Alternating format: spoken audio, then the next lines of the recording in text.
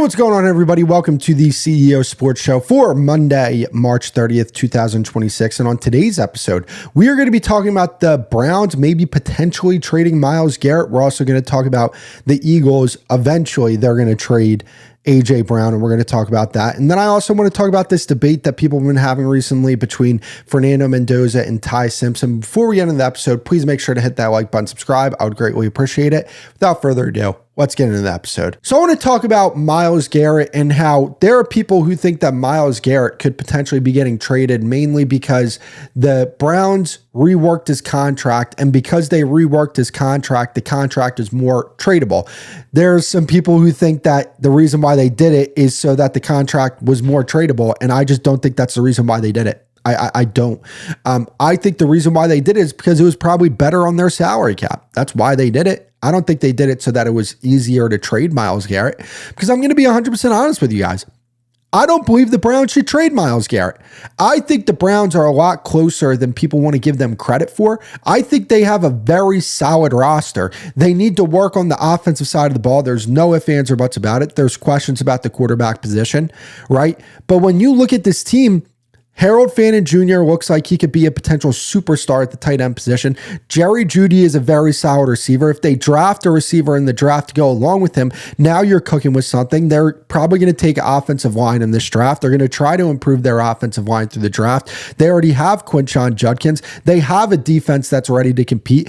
I think if this team can get C- quarterback play, this is a team that can actually make the playoffs next year. I think that their 2025 draft was that good. They added so much talent through that draft that I think this roster is an extremely solid roster if they can get good play, even below average play out of the quarterback position. If they could get better than what they had last year, this team, I think, will have a chance to compete in the AFC North. That's just how I feel about this team. And you're not going to sell me that this team has a chance to compete if Myles Garrett is on another team and they trade him. Like, there's people who think that the Browns are going to tank next season so that they can go get Arch Manning or one of these other quarterbacks. The Browns aren't going to be that bad of a football team. I don't see that happening. Like, if you're drafting number 1 overall, do you realize how bad of a football team you have to be drafting number 1 overall? You have to be bad on the offensive side of the ball, on the defensive side of the ball. You have to have pretty much no good qualities about your football team. You are the worst team in the league if you're drafting number 1 overall. In no world are you telling me that a team that has the pieces that the Browns have on both sides of the ball. Yes, you wonder about the quarterback position. There's some other places that they need to improve on. You want them to improve on their offensive line. You want them to get another weapon, sure. But their defense is flat out loaded. You do not pick number 1 overall if you have a defense like the Cleveland Browns do.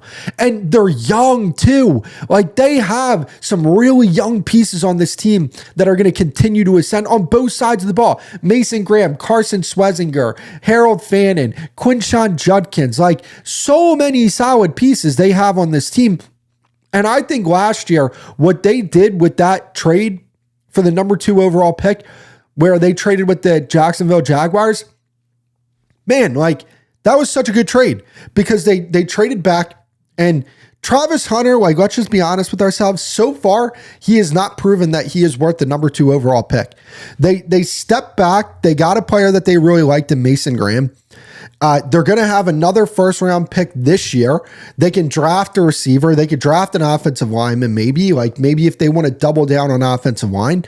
They could do so many things, and they could even take that number 6 pick overall. Dallas has pick 12. If they want to, they could trade that number 6 pick back to Dallas for 12 and 20, and maybe they flip them 39. But even if they don't flip them that, they still have 2 draft picks in the top. No, I'm sorry, 3. 3 draft picks in the top 40 of this draft. And when you look at this draft and you look at the talent in this draft, from picks like 15 to 50, the difference between those players are not that drastic. Like, this draft has some really good depth in it, some really good depth. And they're going to be able to take advantage of that because they're going to have 3 picks in the top 40. Like, they already had a solid roster outside of the quarterback. And now they're going to be able to add even more young talent to this team. Like, I don't think people are prepared for what Cleveland could potentially be next year if they get good quarterback play. Now, who their quarterback is going to be next year, I don't know. Is it going to be Shedeur? Is it going to be Deshaun Watson? Is it going to be Dylan Gabriel? Can you depend on those guys giving you at least C- quarterback play? I don't know about all that. How is Todd Monken as a head coach? Got to ask that question as well. Like, that is something that you need to, you need to wonder. But as an offensive play caller, that guy has had some really good offenses with Baltimore. So I don't know. I'm a lot higher on the Browns than other people are. I think they're going to have a really good draft. I think they're going to find a way to get even more picks in the top 40, maybe, right? Like, maybe not in the top 40, but in the first 2 rounds, I think they're going to try and find a way to do that. They are in a very good situation come this draft. And what they were able to do last draft was, man, that was as impressive as it comes. In the second round, you drafted 2 players that we could be looking at like 2 years down the line as top 5 players at their position. Quinshon Judkins looks like he could be a superstar in the NFL. Same thing with Carson Schwarzenegger. Right? Carson Schwarzenegger and Harold Fannin Jr. Like, Mason Graham, we'll see with that one. We'll see what he could like really turn into. I still think he's a really good player. Like, I think he's going to be a really good player in the league, but we'll see there. But like, those 3 guys that I brought up could legitimately be top 5 players at their position. And they drafted those guys all in one draft. Like, they put their franchise in such a good position with this past draft that I just don't think trading Myles Garrett would put this team in a better situation. Like, if you trade Myles Garrett, you're still going to have a good enough team to not be drafting in the top 5, I feel like. Because I think they're going to get better play from the quarterback position this year. I don't know how much better, but I think it's going to be better. And I think their offense overall, from a personnel standpoint, is just going to be better. So to me, I'd keep Myles Garrett. I'd rely on that defense being a top unit in the NFL. And see, it's funny because them and the Cowboys are like the opposite team, right? Cowboys have all the offensive firepower in the world, but their defense isn't very good. Or at least last year, their defense wasn't very good. We'll see what happens this year. Browns, same thing.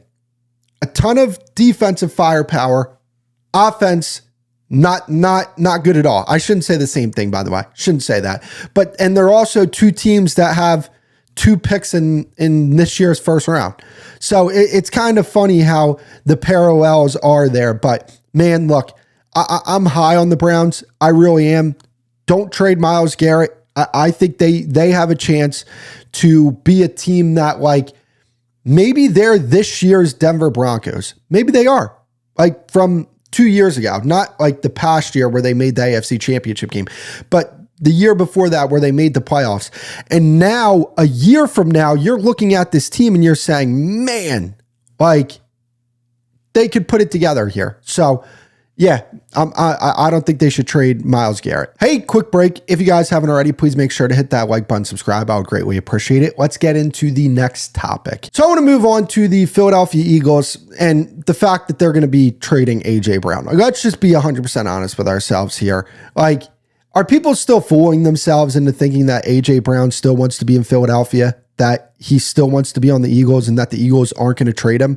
No, the Eagles are going to trade him when the compensation meets the realistic salary cap implications. This is what I mean. Like, I think they're going to trade him after June 1st. That's what I think is going to happen. I think Howie is okay waiting to get a pick in the 2027 draft. I don't think it's going to be a first round pick. I don't think they're getting a first round pick for A.J. Brown in the 2027 draft. I don't see that happening. Maybe they could get a first round pick in this draft. I don't know what happened with the negotiations, but I think if it's just a first round pick, that 31st overall pick for A.J. Brown, I think that would be a fair trade for both sides. Because, like, when we look at this, AJ Brown is a guy, I think he's going to be 28 years old this year, if he's not 28 already. He's a guy who has had injury history in the past. He's on the back end of his prime. And that's where I look at this and I say, yeah, you're probably looking at a player that's worth that 31st overall pick and maybe an extra 4th round pick. But I don't look at him like, here's the difference between AJ Brown and Jalen Waddle, because when Jalen Waddle got traded, I saw people say price for AJ Brown went up. I disagree with that, because Jalen Waddle got traded for a 1 and a 3 because that's what Jalen Waddle was worth to the Denver Broncos. A team was willing to pay that type of capital to get Jalen Waddle, because I'm going to be honest with you, I don't think the Dolphins really wanted to trade Jalen Waddle. I think they wanted him on their team, but they got a trade offer that they really liked. And they said, yeah, this is probably something that we need to explore. In Philadelphia, it's different. AJ Brown does not want to play for that team. Like, I think it would bring down the team so much if AJ Brown is on this team come August. This is, by the way, like, I kind of hate when we do this. When, I'm seeing a lot of Eagles fans on social media do this. Like, we got to stop with this whole thing where, when a reporter reports something that they're probably hearing from the agent and the player that's probably 100% accurate, like Diana Rossini's doing, you turn around and you say, oh, that reporter, nah, they're not credible, but you're credible, right? You who has no connections to anybody within the Eagles organization or the AJ Brown camp, you're credible, but Diana Rossini isn't. That's funny. But she reports something, and then somebody else reports something that you like. That's the actual reporter. That's an actual insider. No, they're just reporting something you like. That's why you look at them like that. In reality, Diana Rossini's probably right. The Eagles are going to trade him. And when they do, like, I need to hear apologies for her, because the slander she's been receiving, even though she's been right this entire time, the Eagles have been trying to trade AJ Brown. That's why you hear all of these reports come out about a potential trade for AJ Brown, because the Eagles are trying to trade him and AJ Brown wants to get up out of there.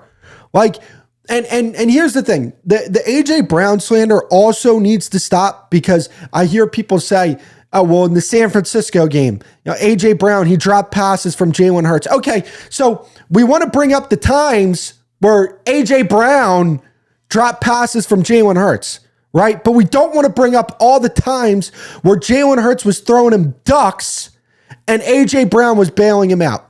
Nobody wants to talk about that. They just want to talk about the drop passes, but they don't want to talk about all the time. And trust me, the amount of times that AJ Brown has bailed out Jalen Hurts has far outweighed the times where AJ Brown dropped Jalen Hurts' passes. Far outweighed it. So that's what I want to get through. But I'm sorry, I went on a little bit of a tangent here. I actually think the Eagles trading AJ Brown would actually be the best thing for them, because you don't want a disgruntled player on your football team. Because I think there was a promise made between AJ Brown and the Eagles front office when he was making all that noise around the time where there were reports that he wanted to be traded. I think what the Eagles organization said to AJ Brown was, keep your trap shut. Do not keep talking, because you're going to bring down your trade value. It's going to make it harder to trade you. And if you stay quiet, come the offseason, we'll figure it all out. But right now what the Eagles are doing is they're trying to make it make sense for them. But I think ultimately the realization that they need to come to is they're not going to fleece anybody on this one. General managers are looking at this situation saying, oh, all those times where you fleeced other general managers and you acted all cocky about doing it, all those times, your fan base gashed you up and made you feel great for fleecing other general managers. Now you want sympathy from us? Oh, no. You got to do something about this AJ Brown situation, because you can't have this guy in your locker room. You can't have this guy at your training camp. You can't have that. So we're not going to bail you out. This is the trade compensation. Either take the compensation or have somebody who does not want to play on your team that is going to bring down your locker room. That, by the way, you probably made a promise to the player and his agent that you were going to trade him. No, you got to deal with that. I mean, good for these general managers. And by the way, I think Howie Roseman is tremendous. I really do. I think people, the biggest problem that I have about the Howie Roseman narrative is that I don't think people give him the most amount of credit where the most amount of credit is due. Where I give Howie Roseman a ton of credit is his ability to make this is what I mean. His drafts, fantastic. Pro personnel scouting, fantastic. Like his ability recently, over the past few years, 2025, they drafted Jahad Campbell.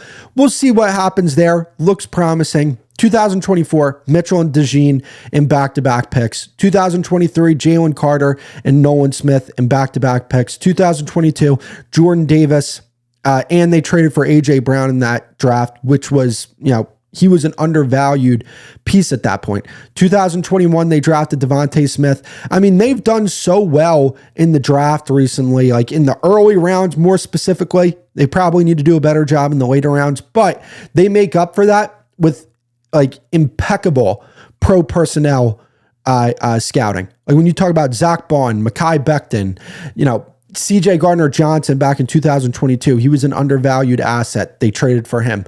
There's so many times where they've been able to find players when it comes to the pro personnel side of things that aren't big name players, but were gigantic, and I mean gigantic pieces for their football team that season. So that's where I think Howie deserves the most amount of credit. Not adding 7 void years to contracts and pushing cap down the line that eventually they're going to pay for, right? Like this whole thing where, the cap doesn't exist. No, it exists. And once these players retire, once, Lane Johnson and Dallas Goedert, they end up moving on. And the players that they have that they kept pushing the cap down the line for, you'll say that's going to be a situation that's not going to be fun to be in. But that's besides the point. A.J. Brown's going to get traded. I think people need to stop with being in denial about this whole situation. He doesn't want to play for the team. He does not want to be there. And I think the Eagles have given him assurance that they're gonna trade him, and that's what's gonna happen. Hey, quick break. If you guys haven't already, please make sure to hit that like button, subscribe. I would greatly appreciate it. Let's get into the next topic. So last topic of the episode, talking about Fernando Mendoza versus Ty Simpson. And here's my thing, right? Dan Orlovsky brought this up. My problem with Dan Orlovsky's take was not that he had Ty Simpson over Fernando Mendoza. You're allowed to rank players the way you want to rank them, right? Like I'm not in this world where it's just like, hey, you have to think one way about something or you're completely wrong. If you want to say Ty Simpson's better than Fernando Mendoza, okay. In a year from now, 2 years from now, multiple years from now, when we start seeing these guys' careers and seeing how it plays out, we'll see if Dan Orlovsky was right or wrong, and we'll be able to clown him and criticize him for his takes about this situation. But here's my biggest problem about his take. My biggest problem about Dan Orlovsky's take about Ty Simpson and Fernando Mendoza is that when he says, well, what big games did Fernando Mendoza play in? That's a slap in the face to football fans. Like flat out, slap in the face. Even if you want to say, did he play his best in those games? I still think that that's a little ridiculous to say. I thought he was money against Alabama and Oregon. I thought when he needed to step up and make plays against Miami, he did that. Like during the season, like after Ty Simpson's first 8 games, and we started to see how this thing played out, we started to see that Fernando Mendoza was the best quarterback in the draft. Like the takes that you had when you were watching these guys play should be the same takes that you have at the current moment, right? Fernando Mendoza is going to be the number 1 overall pick. He's going to be the number 1 overall pick for a reason. It's because to me, he's the best quarterback in this draft. Do I think that this is a great quarterback draft? No. But I think that Fernando Mendoza is a worthy number 1 overall pick. And the thing is, when it comes to the quarterback position, like I know that there's a section of football fans who consider themselves like the ball-knowing football fans who will say like, no, you have to take the best player on the board because Fernando Mendoza, he's going to be like a Jared Goff type quarterback. If Fernando Mendoza is Jared Goff in the NFL, he's worth the number 1 overall pick. And I'm not even a huge Jared Goff fan. I think Jared Goff is somewhere around, quarterback 11 to 15, right? But at the end of the day, when you have a quarterback that's in that range from 11 to 15, you could still win a lot of games with that guy. You could still look at a team with a guy like that as their quarterback and say they are legitimate Super Bowl contenders because it's the most important position in the sport. The quarterback position is the most important position in the sport. That's why, I know people would call me crazy for this take, but that's completely fine. When it comes to who would I rather have, Jared Goff or Myles Garrett, I would take Jared Goff. And the reason why is if you're telling me, I think if Jared Goff was a quarterback of the Cleveland Browns and you take Myles Garrett off the team, I think they win more games because it's the quarterback position. The quarterback position is that important of a position. It trumps any other position in the sport by a wide margin. That's why quarterbacks get paid a wide margin more than any other position because it's that important of a position. You have no chance to win a Super Bowl if you have a quarterback that's a bottom 12 starter in the NFL. You have a very, very small chance. The Denver Broncos had Bo Nix as their quarterback. What is Bo Nix? If you were to rank Bo Nix, I'd probably rank him anywhere from 15 to 20, right? In that range. If you want to say a little higher, fine. I don't hate that take, right? But he's not a superstar quarterback. But you saw the difference with the Broncos when Bo Nix was on the team and when he wasn't. When Bo Nix was on the team, they were winning a bunch of games. And then the next week, you saw what happened. They had a backup quarterback in, and they weren't able to move the ball. And I don't even know how many points. Did the Patriots score 13 points or something in that game? And the Broncos couldn't find a way to put more than that on the board, on the scoreboard. But to go back to the Fernando Mendoza thing, right? Because I'm getting a little bit off topic. Yeah, he probably projects to be like a Jared Goff type of quarterback in the NFL. That's better than any quarterback outside of Derek Carr. If you want to debate that, it's fine. But it's a start. It's a step in the right direction. You need a quarterback that's going to be able to go out there. He understands the offense. He understands what he has to do as a quarterback. And this whole thing where it's Fernando Mendoza is just an RPO quarterback and he has things that he needs to work on. Guys, he's a young quarterback, right? That's why you get into the NFL and you receive NFL coaching.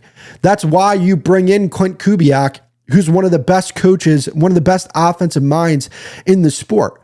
Clint Kubiak if he says that is my guy, you need to draft that guy, which by all measures, it looks like that's what's going to happen. Fernando Mendoza is going to be the number 1 overall pick, and that's going to be Clint Kubiak's quarterback. Clint Kubiak is going to build an offense around what Fernando Mendoza does very well. And they're going to try and find playmakers that fit what Clint Kubiak wants to do. I believe in Clint Kubiak as an offensive play caller. I think he's going to look at the pieces that this team has. When you look at a guy like Brock Bowers, Ashton Genty, guys like that, and they will find a way to build an offense around the skill set of the players that they have that coincides with what Fernando Mendoza wants to do. So that's where I look at this and say, let's not overthink this. Ty Simpson, he could be a good quarterback, no doubt about it. But there's a reason why all season we looked at Fernando Mendoza and we said that is the best quarterback in the upcoming draft. There's a reason why we said that. There's a reason why he won the Heisman this year. And yes, did Fernando Mendoza have a great team around him? For sure. But at the same time, Fernando Mendoza was still able to be a very, very good quarterback. You look at his frame, he's 6'5". He has a good arm. He can launch it. There are a lot of things to like about Fernando Mendoza. Are there things that he needs to work on? Absolutely. I don't think he's great against pressure, right? His offense was very heavy on RPOs. You want to see more pro-style stuff out of Fernando Mendoza. But, to me, you could work on that when you're in the NFL, when you have NFL coaching. Look at some of the best quarterbacks in the NFL. Look at what Josh Allen was going into the NFL. Josh Allen was as raw of a prospect as you're going to see going into the NFL. Same thing with Patrick Mahomes. Patrick Mahomes was not a refined quarterback when he got in the NFL. That's why when he got drafted, people are like, man, this guy has no footwork. There are some real flaws in his game. You look at a guy like Dak Prescott, right? Like Dak Prescott, look at what he was coming into the NFL and look at where he's at right now as a quarterback. Completely different. He was a mobile running quarterback when he got in the NFL. Now he's one of the best pocket passers in football.